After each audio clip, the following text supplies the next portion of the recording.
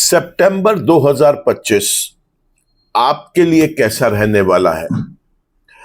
हर एक व्यक्ति की जिज्ञासा होती है, जैसे कोई नया महीना शुरू होता है वो जानना चाहते हैं कि नौ ग्रह इस महीने में हमारे लिए कब शुभ रहेंगे, कब अशुभ रहेंगे। और मैं अपनी हर वीडियो में यह बताता आया हूं कि ग्रह अलग अलग लगन वाले व्यक्ति के लिए अलग अलग राशियों में अलग अलग भाव में विभिन्न प्रकार से फल देते हैं। अगर आपकी भी है जिज्ञासा ये बात जानने की कि आपके लगन में ग्रह जो है वो कैसे फल देने वाले हैं सितंबर 2025 में, तो बने रहे मेरे साथ इसी वीडियो में। नमस्कार दोस्तों, मैं हूं डॉक्टर विवेक चोपड़ा और आज मैं आपको आपके लगन के बारे में बताने जा रहा हूं कि ग्रह किस भाव में गोचर कर रहे होंगे, किस राशि में गोचर कर रहे होंगे, वहां पर उनका ये गोचर शुभ है आपके लिए या अशुभ है। पहले कुछ समझ लेते हैं कि ग्रह काम कैसे करते हैं, क्योंकि ये गोचर के ऊपर आधारित एक एपिसोड है, तो आपको समझना पड़ेगा कि ग्रह दो तरीके से फल देते हैं। पहले वो जो जन्म के ग्रह होते हैं, दूसरे वो जो गोचर में ग्रह होते हैं। अब संभावना यह भी है कि ग्रह जो जन्म का है वो शुभ हो सकता है या अशुभ हो सकता है, ठीक उसी प्रकार गोचर का ग्रह भी शुभ या अशुभ हो सकता है। तो ये चार प्रकार के कॉम्बिनेशंस यहां पर बनेंगे। पहला वो जिसमें ग्रह जन्म का भी शुभ है और गोचर का भी शुभ है, बहुत अच्छी बात है, अच्छे रिजल्ट्स देगा। ग्रह जन्म का तो शुभ है लेकिन गोचर में कुछ समय के लिए अशुभ हो गया, बहुत चिंता करने की आवश्यकता नहीं है, क्योंकि केवल शुभता में थोड़ी सी कमी आएगी, अशुभ कुछ नहीं होगा। अब ले लेते हैं इस बात को कि ग्रह जन्म का भी अशुभ है और गोचर में वो शुभ। मैं आपको बता रहा हूं कि वो इस राशि वाले व्यक्ति के लिए, इस लगन वाले व्यक्ति के लिए शुभ है। बात कर लेते हैं अब हम इस बात के ऊपर कि अगर ग्रह जन्म का अशुभ है और गोचर में शुभ हो गया, तो बिल्कुल भी इस बात के ऊपर प्रसन्न होने की आवश्यकता नहीं है, क्योंकि जन्म का वो ग्रह अशुभ है, गोचर में शुभ हुआ है तो वो केवल अपनी कुछ परेशानियों में आपको कमी लेके आएगा, या यूं कह लीजिए कि उसकी नेगेटिविटी कुछ कम होगी, पॉजिटिव तो कुछ नहीं हो पाएगा। लेकिन अगर वो ग्रह जन्म का भी अशुभ और गोचर में भी अशुभ है, तब ये कॉम्बिनेशन बेहद चिंता का विषय बन सकता है और प्रॉब्लम्स क्रिएट कर सकता है। लेकिन समझने वाली बात यह भी है कि क्या ग्रह हर वक्त आपके लिए फल देने को तैयार बैठे होते हैं? क्या उनका गोचर में शुभ अशुभ या जन्म का शुभ अशुभ होना ही मात्र काफी है? तो उसका आंसर है नो। ग्रह फल तो आपको वो तभी देंगे जब उनकी स्वयं की महादशा, अंतर्दशा, प्रत्यंतर दशा या सूक्ष्म दशाएं चल रही होंगी।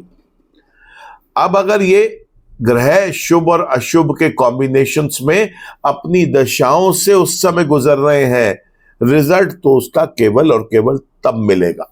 वीडियो को बहुत बड़ा नहीं करूंगा क्योंकि हर महीने ये चीज समझानी होती है, इसलिए डिस्क्रिप्शन में आपको सभी ग्रह किस भाव में शुभ होंगे या अशुभ होंगे उसका लिंक मिल जाएगा। मैं यहां पर आपको वीडियो में केवल इतना बताऊंगा कि ये ग्रह आपके इस भाव में बैठा हुआ शुभ होगा या अशुभ होगा।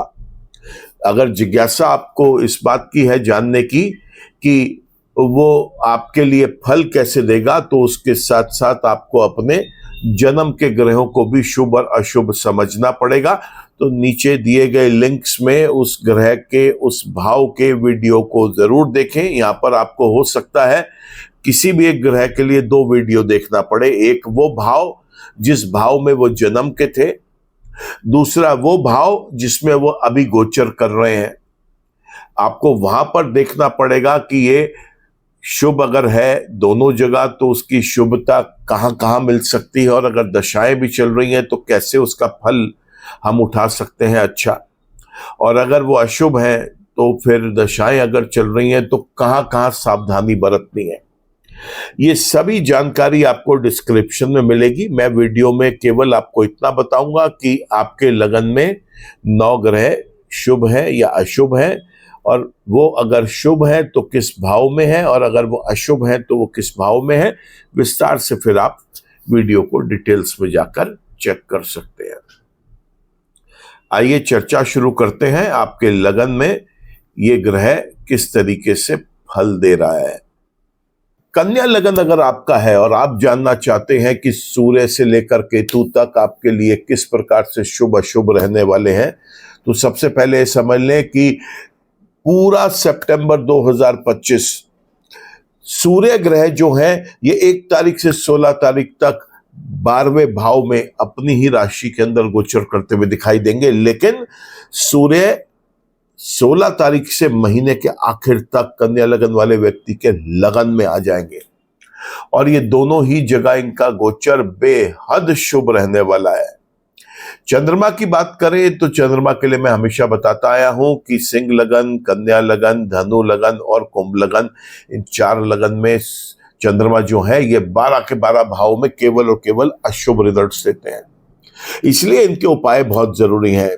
चंद्रमा के मंत्र जप करें, शिवलिंग पर जल चढ़ाएं, शिव के मंत्र जप करें, और साथ ही साथ आपको चाहिए कि आप शाम के समय किसी गरीब वृद्ध औरत को चावल, चीनी, दूध, कोई सफेद कपड़ा, कोई लिक्विड आइटम, या आप अगर चाहें तो उनको अगर जरूरत है किसी दवा की तो आप अपने सामर्थ्य के अनुसार उनको वो भी लेके दे सकते हैं, बहुत शुभ रहेगा। मंगल की अगर हम बात करें तो मंगल भी 2 राशियों में गोचर करते हुए दिखाई देंगे। सबसे पहले कन्या राशि के अंदर ही पहले भाव में गोचर कर रहे हैं, और ये गोचर 1 तारीख से 13 तारीख तक का बेहद शुभ है। ये लगन में ही होगा पहले भाव में। लेकिन यही मंगल जब तुला राशि में गोचर करेंगे दूसरे भाव में तो ये अशुभ रिजल्ट्स देंगे। तो पहले 13 दिन शुभ रिजल्ट्स, उसके बाद दूसरे भाव में तुला राशि में अशुभ रिजल्ट्स। बात कर लेते हैं अब हम बुध ग्रह की। बुध ग्रह पहले आपको 1 तारीख से और 15 तारीख तक दिखाई दे रहे हैं ये कुंडली के 12वें भाव में सिंह राशि के अंदर, और उसके बाद अपनी ही मूल त्रिकोण राशि लगन के अंदर गोचर करते हुए दिखाई देंगे, और ये दोनों ही गोचर बेहद शुभ रहने वाले हैं। बात करते हैं इसके बाद हम बृहस्पति की। बृहस्पति काफी समय से कुंडली के 10वें भाव में मिथुन राशि में गोचर कर रहे हैं, और ये गोचर अभी पूरा सितंबर 2025 भी आगे चलेगा, और ये बेहद शुभ रहेगा। बात करते हैं इसके बाद हम शुक्र की। तो शुक्र को 2 भाव में गोचर करते हुए देखेंगे हम। 1 तारीख से 14 तारीख तक 11वें भाव में यहाँ पर ये कर्क राशि में गोचर करते हुए बेहद शुभ रिजल्ट्स देंगे। लेकिन यही शुक्र जब कुंडली के दूसरे राशि में परिवर्तन करेंगे सिंह राशि के अंदर 14 तारीख के बाद, तब ये बेहद अशुभ रिजल्ट्स देंगे, तो सावधानी बरतनी पड़ेगी वहां पर।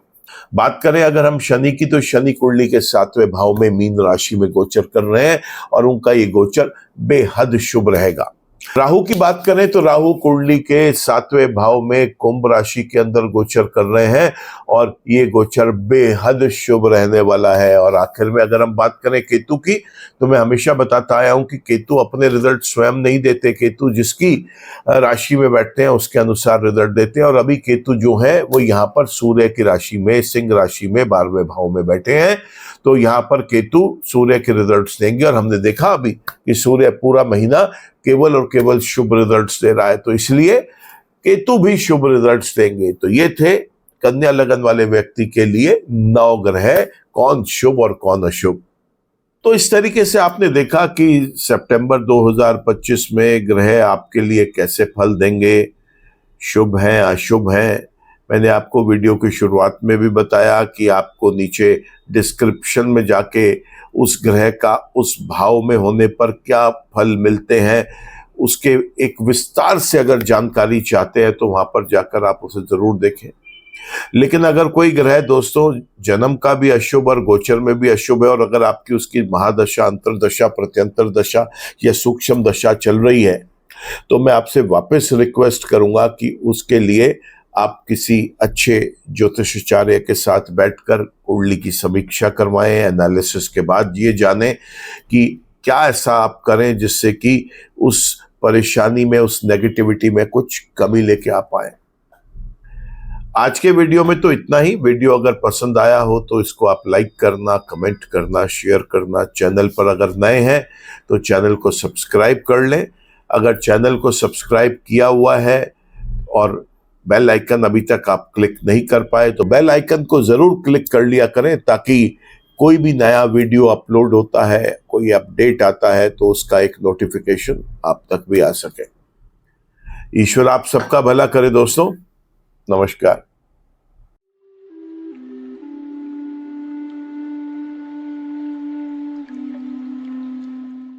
जीवन की सभी प्रकार की व्यक्तिगत, पारिवारिक और व्यावसायिक समस्याओं के समाधान के लिए तुरंत संपर्क करें।